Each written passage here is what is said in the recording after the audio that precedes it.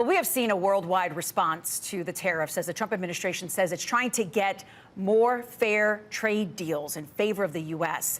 While the business community here and abroad are bracing, stuck between how much do they say publicly without constricting their access privately to business deals involving this administration. So let's talk to political analyst Mike Sherman about that, and also our Metairie native, Amy Coney Barrett's, Supreme Court Justice Amy Coney Barrett's visit to the city yesterday. But let's start off with tariffs. Mike, thanks for being here, first of all. Good to be here. You know, tariffs are permeating the political discourse when your 9-year-old twins are asking you, is it 1 R and 2 Fs or 2 Rs and 1 F? It's on the spelling test this week.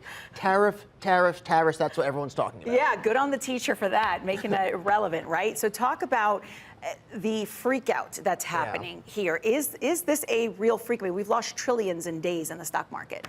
Yeah, I mean, this is not an unwarranted freak out.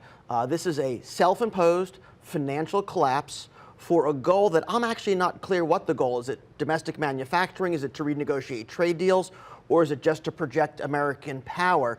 But right now, this is an intra-Republican debate right now. How much pain can Americans withstand before the Republicans ask or force their president to reverse course? And that's exactly what we're seeing within the Republican Party right now. Yeah. Supporters saying, hey, please pull this back. A lot of business people are asking, what's the off-ramp here? How do we get off of this train where we're seeing this collapse happen, but still get the deals that this administration wants? That's it. So President Trump's handling of the economy was one of the reasons that he was elected president of America. We had tremendous inflation under the Biden administration. The cost of eggs went up, and the trust in the economy was a Republican issue during the presidential election. Well, right now, we're 3 months into the Trump administration. We've had a global financial collapse caused by the American tariffs. So what's the off-ramp here? This is what Ted Cruz and Senate Republicans are asking. Right. What's going to be the benchmark to reverse these tariffs? Is it new trade deals? Are these transitory? Are they temporary? If we're talking about manufacturing, these aren't temporary tariffs. These have to be long-term tariffs. I don't think anyone has a tolerance for that.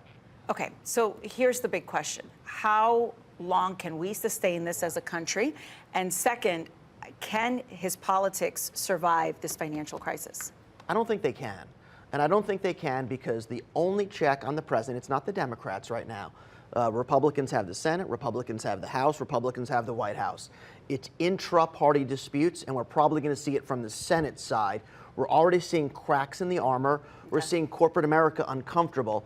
I think we're talking about days or short weeks, because with the stock market where it is, when you check your 401k at home and see that 20% lower, I think this is going to have to come to a head soon.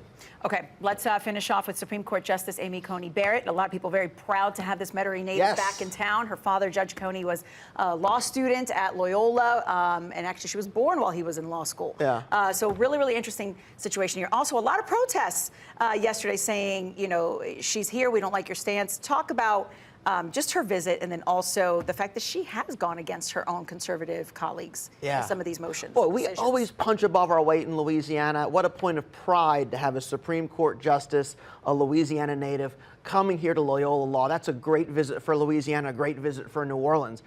I can't believe I'm saying this. Amy Coney Barrett is one of the swing votes potentially on the Supreme Court that will be handling many issues of balance of powers between Congress and the White House, some of these executive orders. She has shown herself to be a potential swing vote as a check on executive authority. Mike, I got to tell you, and I want you to really check me on this if my opinion here or my perspective is off, but is this in line with how Louisiana usually is, pretty moderate in their politics? No matter what party you are, you tend to find your way into the other side and keep the friends in comparison to other states? Yeah, I don't want to cloak that we're a deep red state because we are among the deepest, reddest, most conservative states, but we have an independent streak, right? A lot of our Democrats in Louisiana aren't like national Democrats. We have these old kind of conservative Democrats, like a John Bell Edwards type Democrats. We still have progressives.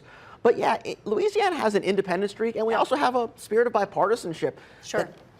Maybe less so than a few years ago, but in the legislature, Democrats and Republicans working together like you don't see in Congress. There you go. Be nice or leave, as they say. All right.